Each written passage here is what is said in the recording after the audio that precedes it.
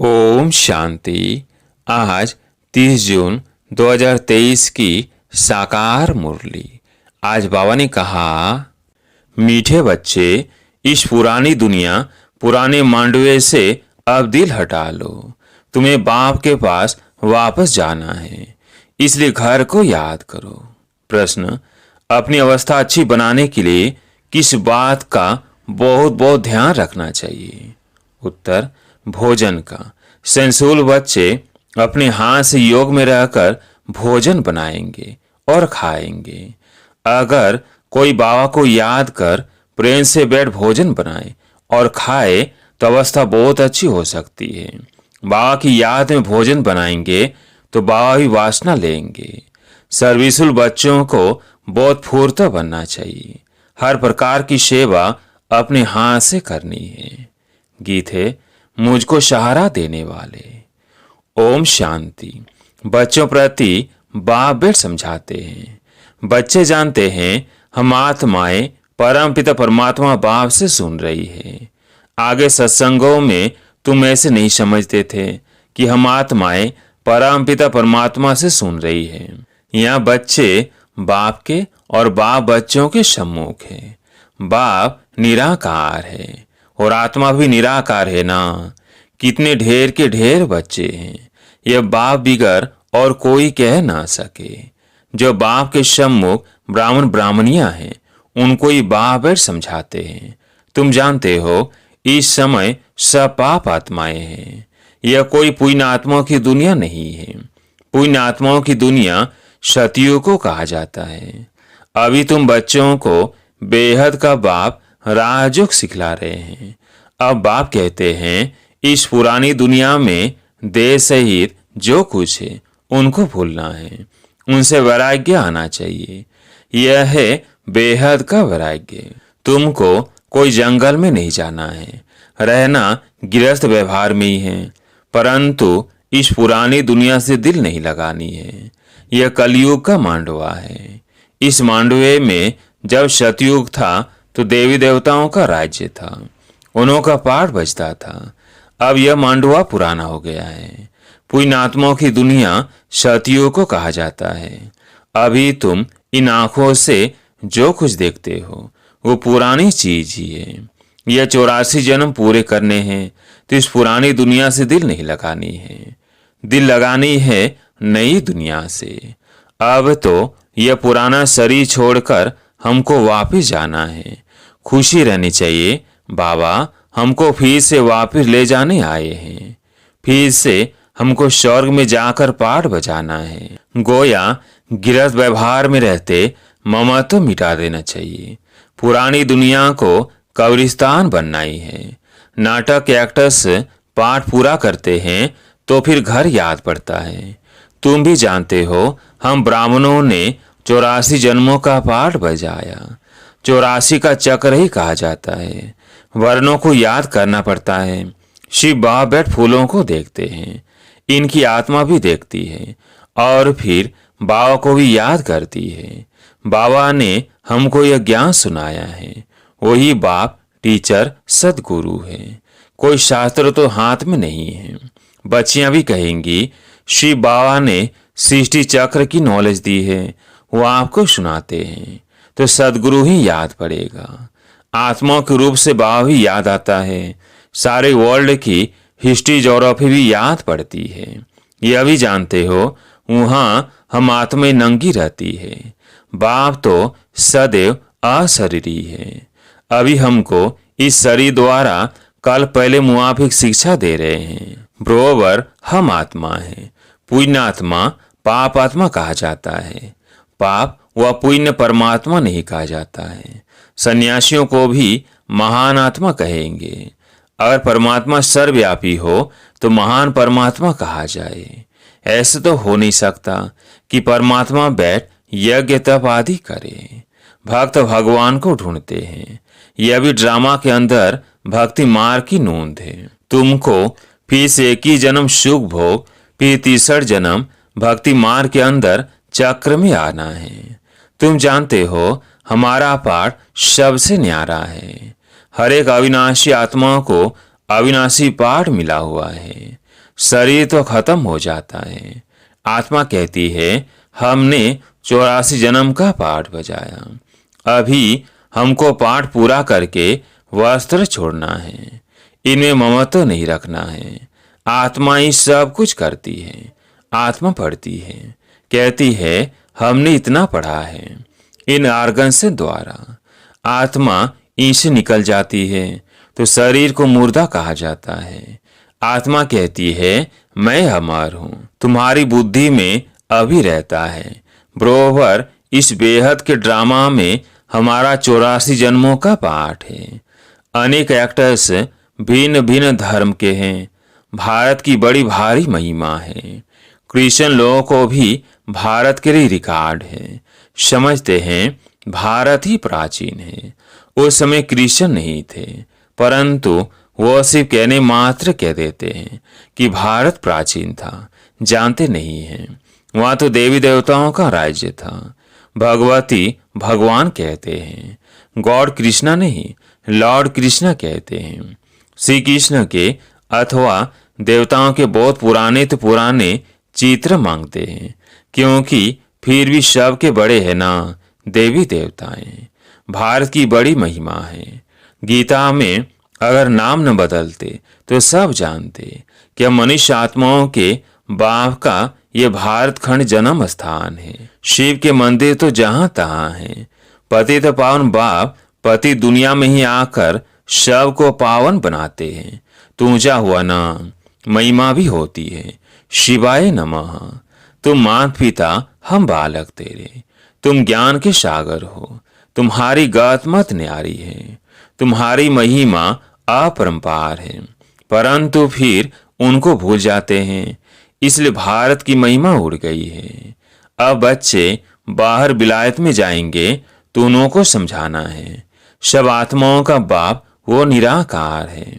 तुम God father को पुकारते हो, परंतु वो कब आते हैं यह पता नहीं है। वो यूरोपवासी यादव भी जानते हैं। हमने ये जो मुसल बनवाए हैं इनसे जरूर हम अपने कुल का विनाश करेंगे। महाभारत लड़ाई मशहूर है, सामने मौत खड़ा है। भारत प्राचीन है तो उसके मददगार भी बहुत बनते हैं। समझते हैं भारत बहुत धनवान था। इतना तो खजाना था जो बाद में मुसलमानों ने हीरे मणियां आदि ले जाकर कब्रों में लगाई है। बच्चे जानते हैं बरोबर भारत में देवी देवताओं का राज्य था। अभी हम फिर से वो राज्य ले रहे हैं। सिवाय योग बल के कोई विश्व का मालिक बन ना सके। क्रिश्चियन लोग हैं एक ही धर्म के, फिर भी आपस में लड़कर अपने कुल का विनाश कर देते हैं। यादव कुल वाले मुसलों द्वारा आपस में लड़ते हैं। ये जानते हैं कि बॉम्ब से सारी दुनिया ही उड़ जाएगी, हम राज्य कर नहीं सकेंगे। तुम जानते हो 2 बंदर लड़ेंगे, मक्खन बीच में हमको मिल जाएगा। तुम पुरुषार्थ कर रहे हो।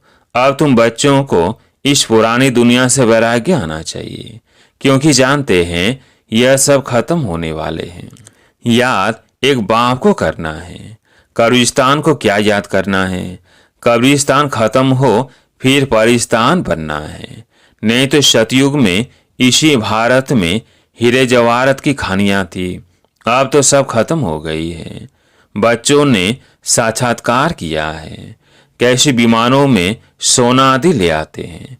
वो सृष्टि ही नहीं बन जाएगी। वहाँ कितने अच्छे अच्छे फल फूल होते हैं, हर चीज वहाँ अच्छी होती है।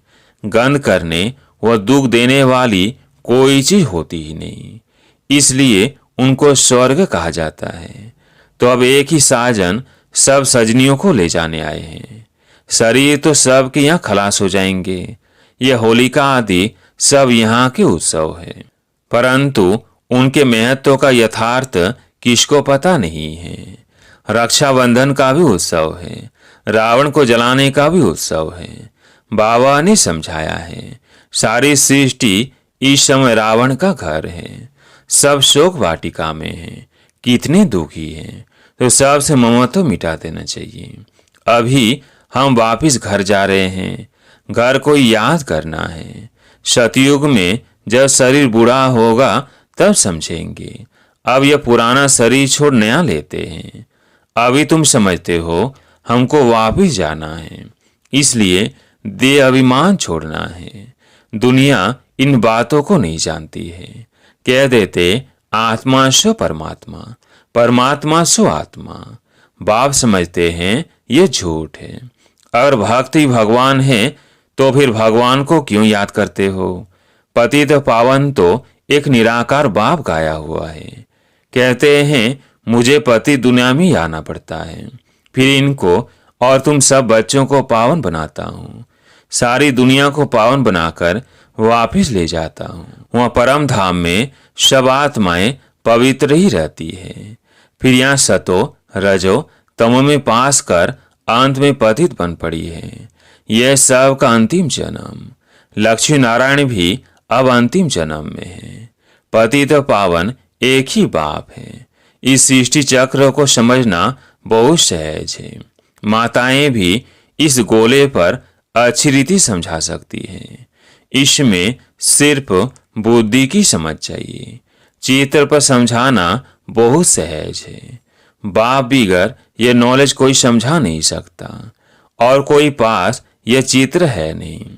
इन चित्रों का बहुत बहुत मान होगा। बाबा कहते हैं जो पढ़े लिखे हैं उन्हों को ये झाड़ त्रिमूर्ति का चित्र भेजो, विलायत में भी भेज दो। इनसे फर्स्ट क्लास सर्विस हो सकती है। रूबरू जाकर समझा सकते हो। यह भी नॉलेज है ना। कॉलेजों में यह होनी चाहिए तो उन्हों को बेहद की हिस्ट्री ज्योग्राफी की नॉलेज मिले। जो ब्राह्मण कुल के होंगे उन्हों को तीर लग जाएगा। भिन्न भिन्न प्रकार के डायरेक्शन बाबा देते रहते हैं। बच्चों को कभी जोश आता है, फिर ठंडे सोडा वाटर हो जाते हैं। बड़ी बड़ी यूनिवर्सिटीज में यह चित्र दो, चित्र जाएंगे तब तो किसको तीर लगेगा ना। विलायत के बड़े बड़े आदमियों को फ्री दो। बेहद का बाप कहते हैं तुम फ्री दे सकते हो, परंतु ऐसे नहीं। ट्रम व बस में जो मिले उनको देते रहो। लायक भी देखना है। इनमें बड़ी अच्छी नॉलेज है। बड़े बड़े दुकानों पर भी दे सकते हो। मेहनत करनी चाहिए ना। सर्विसुल बच्चे सर्विस कर सकते हैं। हर एक की अपनी अपनी सर्विस है। माताओं को भी घर में सर्विस करनी है। चित्र उठाकर फिर प्यार से बैठ समझाओ। छोटे छोटे बच्चों को चित्र पर बताया जाता है ना। कोई 4 मास का बच्चा है, कोई 6 मास का, कोई 2 मास का। अब तुम्हारी बुद्धि में है कि 84 जन्म कैसे लेते हैं। अब ब्राह्मण बने हैं, फिर देवता बनेंगे, फिर क्षत्रिय। ऐसे ऐसे अपने से बातें करनी चाहिए। तुम पारलौकिक बाप से बातें करने वाले हो। यह विचार सागर मंथन करना। जितनी सर्विस करेंगे उतना इजाफा मिलेगा। तुम गॉडली सर्विस पर हो। बाबा कहते हैं भल गिरस्थ व्यवहार की संभाल करो। 8 घंटा इस सर्विस में लगाओ। तुमको बेहद का खजाना मिलता है। सारा दिन बुद्धि में ये 100 दर्शन चक्कर फिरना चाहिए। 84 का चक्कर याद आना चाहिए। यह भूल क्यों जाते हो? जितना सिमरण करेंगे उतना बाप के गले का हार बनेंगे, फिर विष्णु के गले का हार बनेंगे। घड़ी घड़ी बच्चों को समझाया जाता है। यह धारणा अच्छी होगी, क्योंकि यहाँ कोई मृत संबंधी आदि तो है नहीं। सर्विस वो जो सारा दिन सर्विस में लगा रहे। बाबा की मुरली सुने, रिपीट करे, नोट करे। टीचर समझते हैं हमारे स्कूल से बहुत पास हो निकले तो गवर्नमेंट इजाफा देगी। तुम ब्राह्मणों को भी ऐसा रहना चाहिए। हम झुंड का झुंड अच्छा तैयार कर बाबा के पास ले जाए। इसको कहेंगे सेंसिबल। और कोई मेहनत नहीं करते तो रिपोर्ट आती है। आराम तो हराम है। टीचर ऐसा फुर्त होना चाहिए जो 10 सेंटर से संभाले, इधर उधर भागता रहे। 5 से 6 घंटा नींद काफी है। बाकी मेहनत करनी चाहिए। अच्छे सेंसिबल बच्चे कोशिश कर भोजन भी अपने हाथ से बनाएंगे। बाबा को याद कर प्रेम से बैठ भोजन बनाए और खाए तो अवस्था बहुत अच्छी रहेगी। अपने हाथ से बनावे। बाबा को याद कर बनाएंगे तो बाबा को ही वासना मिलेगी। बाप की याद से बहुत अच्छी उन्नति होगी। सुदर्शन चक्र फिराते रहो। अच्छा, मीठे मीठे सिकिल्ले बच्चों प्रति माता पिता बाप दादा का याद प्यार और गुड मॉर्निंग। रूहानी बाप की रूहानी बच्चों को नमस्ते। हम रूहानी बच्चों की रूहानी बाप दादा को याद प्यार गुड मॉर्निंग नमस्ते नमस्ते। धारणा के लिए मुख्य सार। पहला पॉइंट है, अपने आप से व पारलौकिक बाप से बातें कर विचार सागर मंथन में बुद्धि को बिजी रखना है। सुदर्शन चक्रधारी बनना है। दूसरा पॉइंट है, अभी हम वापिस घर जा रहे हैं। यह शोक वाटिका है। इसे ममत्व मिटा देना है।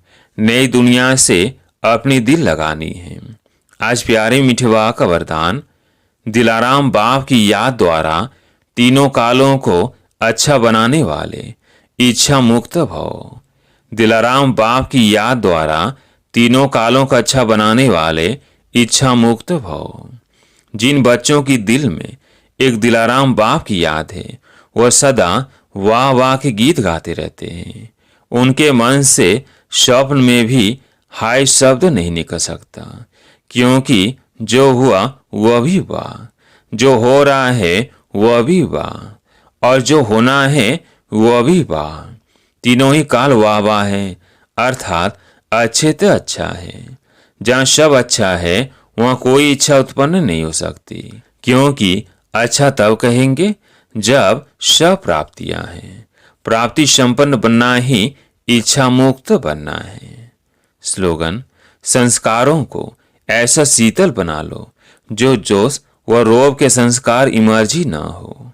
संस्कारों को ऐसा शीतल बना लो जो जोश व रोब के संस्कार इमर्जी न हो। अच्छा, ओम शांति।